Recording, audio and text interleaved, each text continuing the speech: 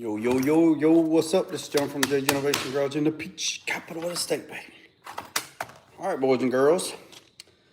So, went and checked the, show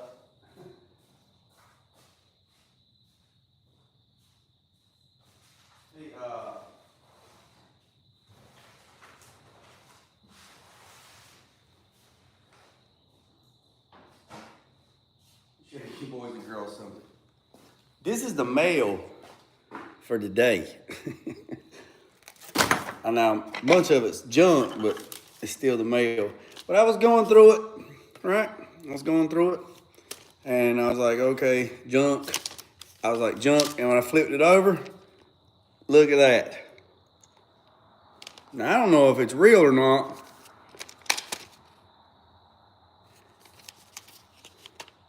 It looks real. But, like I said, going through the mail, throwing it down, I was like, throwing the burn pile, I was like, hold on a second there a minute, Jack Rabbit. That looks like there's some greenbacks in there. So, we're gonna open this up together. Let's see what this nonsense is. So it's sealed. It came today because the mail carrier said, "Is that real money?" I said, "I don't know if it is or not." She said, "You gonna open it?" And I said, "You know what? I'm gonna do a live video and open it. See what it is." Might be. I just heard somebody shoot. I just heard somebody shoot their smoke pole smoke. Yeah, there's money in there. So let's see what this is. Blah, blah, blah. So it says, have you ever wondered how radio, television, and other media outlet decides what to show and broadcast or cancel? In large part, those decisions are based on feedback from people like you, people like me. Your household and business /business, along with a few other households /businesses in the area have been randomly selected to participate in this research study. Enclosed is $2 cash. Now, that's pretty brave to send $2 cash. Please have an adult, well, I can't do it, take a few minutes and complete this survey, blah, blah, blah.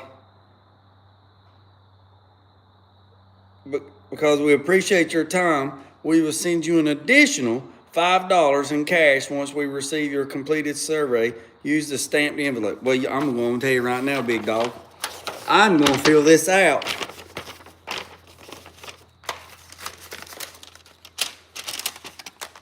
Y'all seen it right there. $2.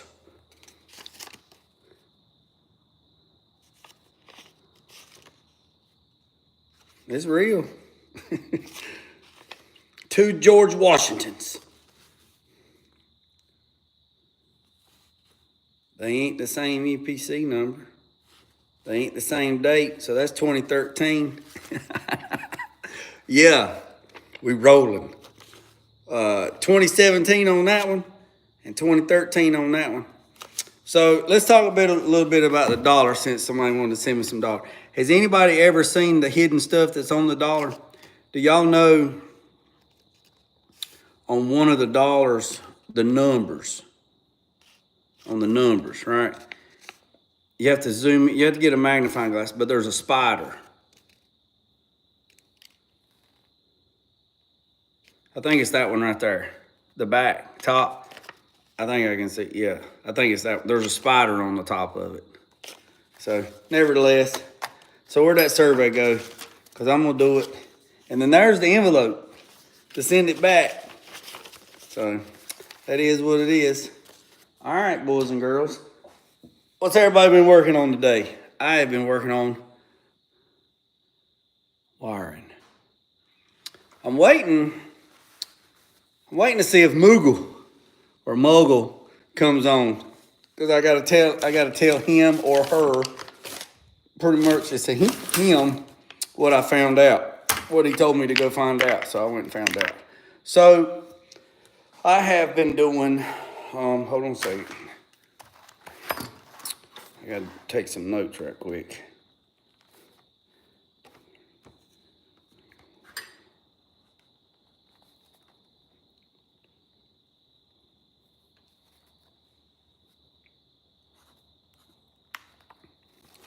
All right, so I take some notes before I forget. So, with that being said, I have, not gonna keep you boys and girls long tonight unless we get a lot of people on here to start chit-chatting. And if we get a lot of people on here chit-chatting, I'll chit-chat for a little bit. Today's venture has been brought to you by wiring. I've been doing a lot of wiring. And I'm just gonna go and show you what I got going on. So, mind the mess. So, I'm hooking up 2 different systems together. So, so the client ordered, well, I ordered American Auto Wire wiring harness right there. So he ordered this right here, 67 to 68, 510-3330. Complete wiring kit for a 67 to 68 C10. Now, also, we have Dakota digital gauges. So with Dakota digital gauges, you have to run 2 different things. You have to run the HDMX controller, and you also have to run the bus interface module with the Holley EFI, because that's what we're running, is a Holley EFI, which is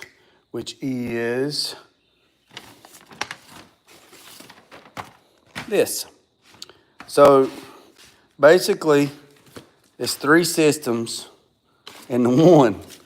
So this is the system that's running the fuel injection and all the sensors. This is the controller that runs the gauge cluster, and this is the bus interface that hooks to this. Therefore, transfers all the signals from this to this, so that will work. Did y'all get all that? Because that was a mouthful. All right, so some of the wiring, not going to use, and I'll just show you which part I'm not going to be able to use. So I don't know what I'm going to do yet. So you have to mind the mess and the chaos, but here we go. So,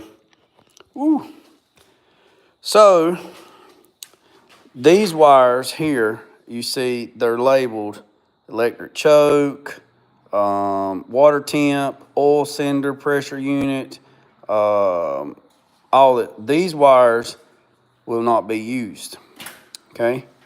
All right, then you have ignition feed and you have horn, okay? So ignition feed and horn, we're going to use those.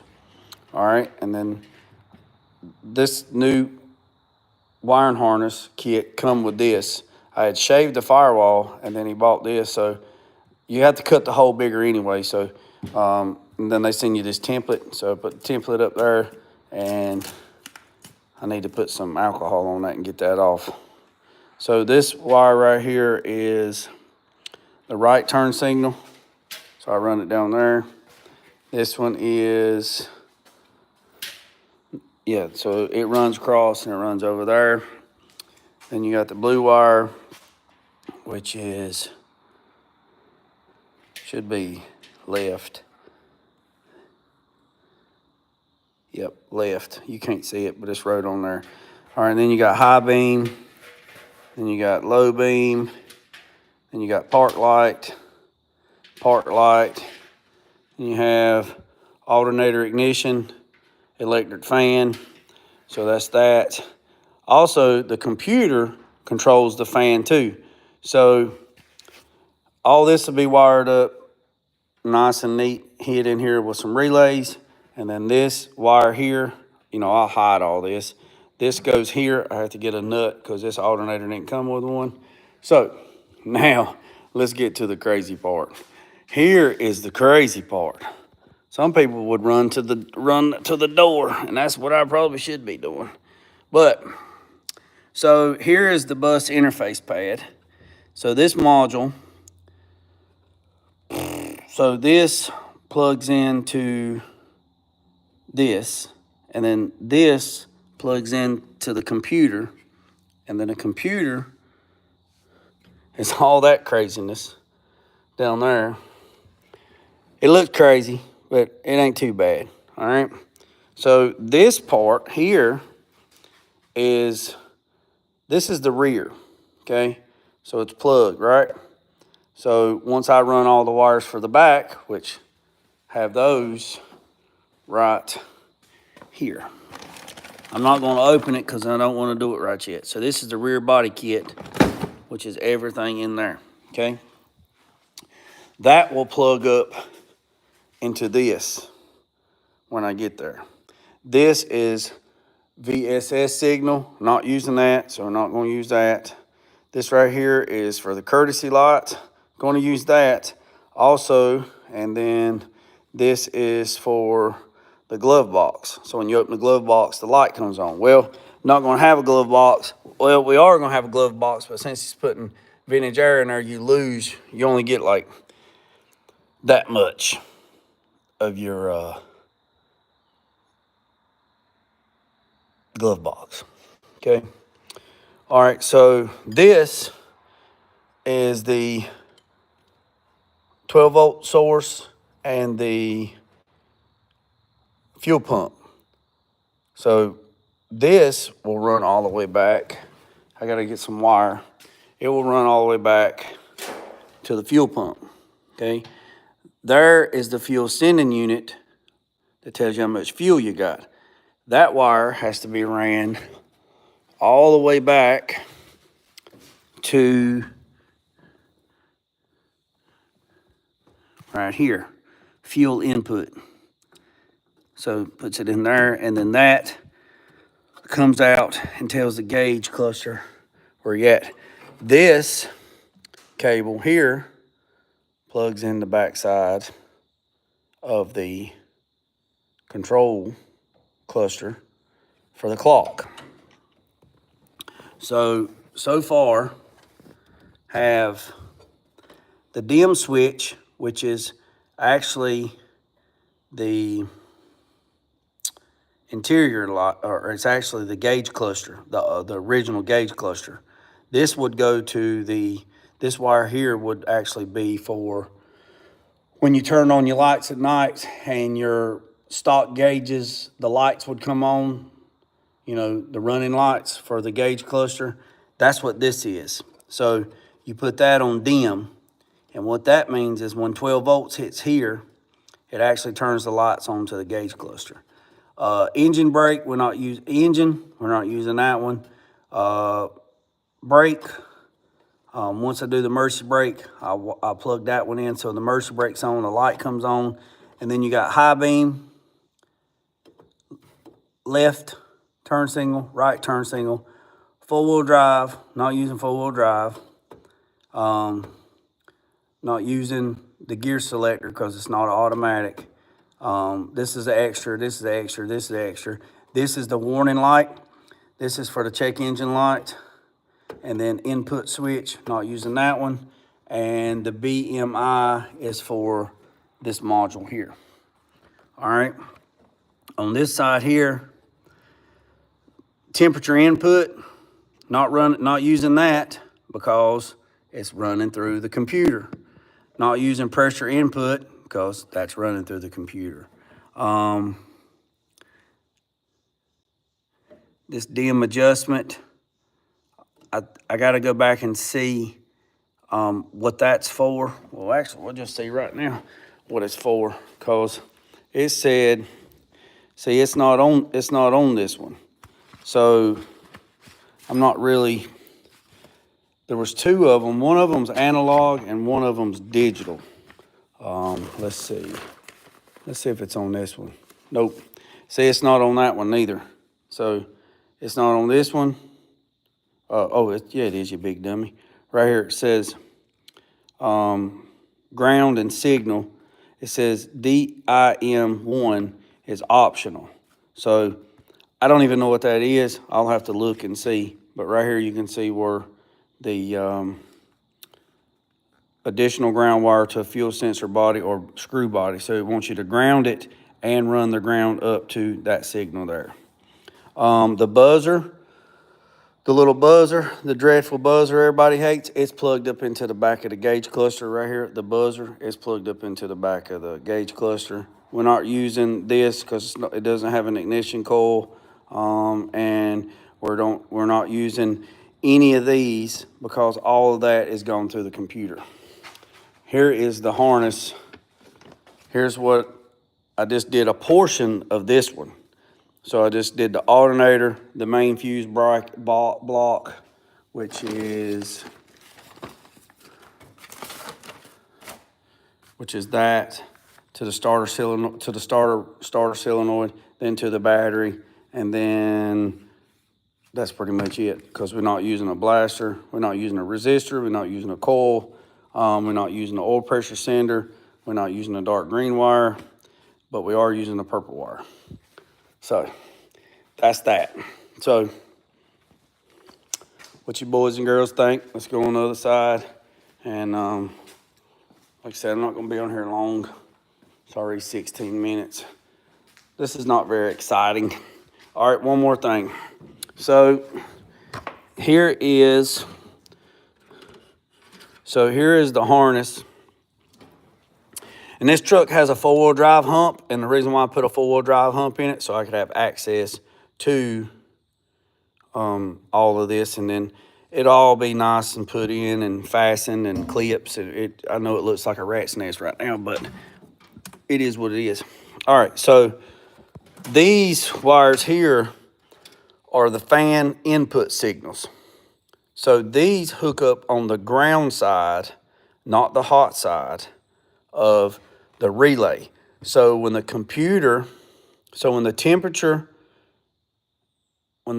sensor in the block gets to the preset temp that we set in the handheld, once say we put it, the fans cut off at 195 and the fans come on at 220, right? It's a LS. So once the water temp gets to 220, let's say this. So we got two fans. So the first fan, let's say the fans cut off. Let's say the fans cut off at 195, right? So then we put, the first fan will come on. Since this truck don't have automatic, it's a manual. So if it was automatic, I'd change it to, because it just is what it is. So since it's a manual, let's just say 195, and then have one fan come on at 210, and then the second fan come on at 215.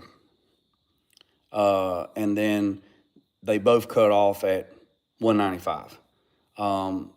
So I'll get with the engine manufacturer, the engine builder, TKM, and ask them where they want the limit set on that, and that's what I'll set it for. So I know this looks crazy, but some of these I'm not going to use because they're for like VSS, variable speed, and also I got to hook up the transmission neutral safety switch, and then the speed switch. Where's she at? I think that's the neutral safety switch down there. I'll have to back and look at the instructions on the transmission, but I'm pretty sure that's probably the neutral safety switch. And then this is the speed switch for the gauge cluster. That's about it, boys and girls. That's all I got going on today.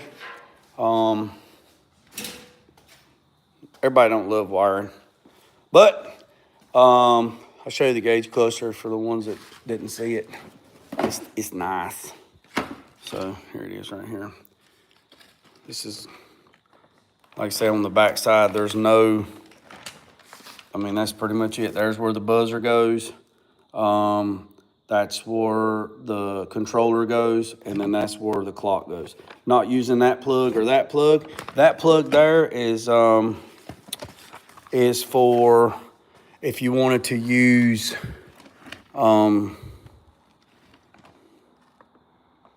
the way I understood it is right here.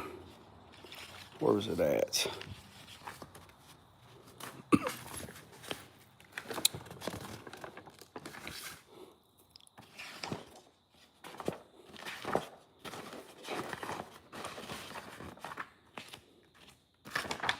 Oh, that's the wrong thing, big dummy.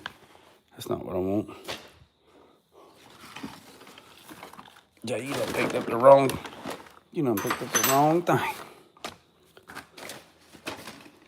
Let's set this right here so I can find what I'm looking for. It's the gauge cluster instructions.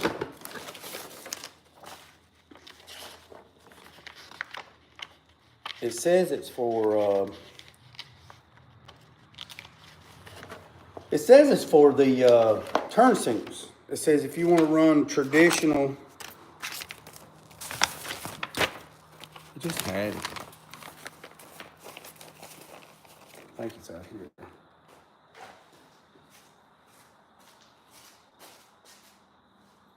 If you want to run the traditional wiring for the oh, here it is. So it says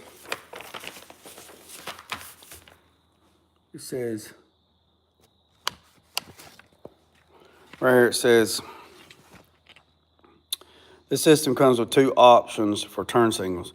You can have the indicators in the faceplate of your new HDX display and or arrows in your vehicle stock location to use the new faceplate arrows following the wiring instructions found in the main HDX manual. To optional to use the stock location, do not wire the turn signals into the HDX control box, which is the control box is this. It's a control box. Is that HDM control box. And then it says, instead, use the two provided wire harness and plug them directly into the connectors on the back side of your, which is a small white wire, which plugs directly, which is these wires right here, which plug directly into the back side of the harness, which would actually wire up to these wires here that I actually got in there. I'm using the control box. So the way I take it, not using these wires, not throwing them away, don't throw nothing away, put them back in their thing and tag them. And then when you look at the other side, that's pretty much it. So you got the buzz controller, the main connector, and the clock connector, and that's pretty much it for the gauge cluster. So, but anyways, boys and girls, let me turn this thing around. That's about it. I know the other day when I was live, we was talking about the fight, the Mike Tyson fight. I know there's been a lot of mixed reviews on it, but let's break it down a little bit. So the song, all right, the crew cut truck that came out there, Gas Monkey Garage did not build that.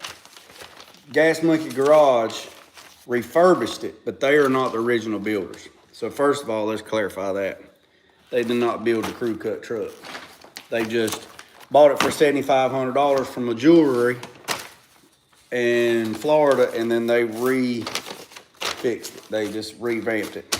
All right, second thing is, the song that he played, Phil Collins, coming out to the ring, is the song that Mike Tyson sung in that movie where, I can't think of the name of it, where they all went to Vegas and I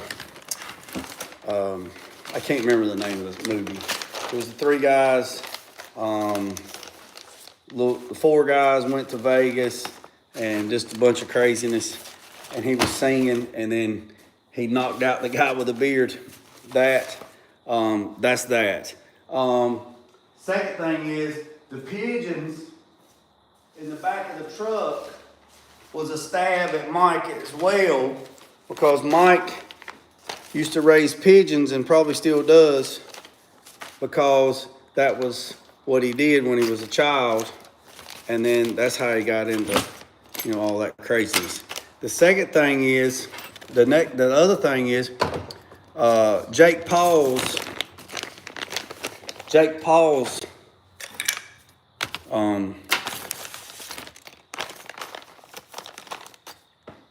shorts were like $1.1 million. It was 338 diamonds. All right. And then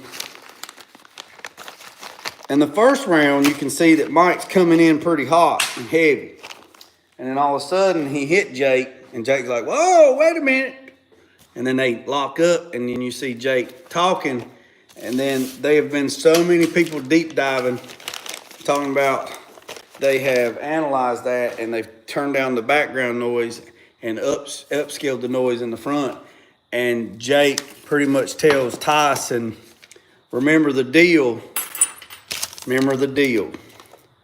And then it looked like the life was just sucked right out of Tyson.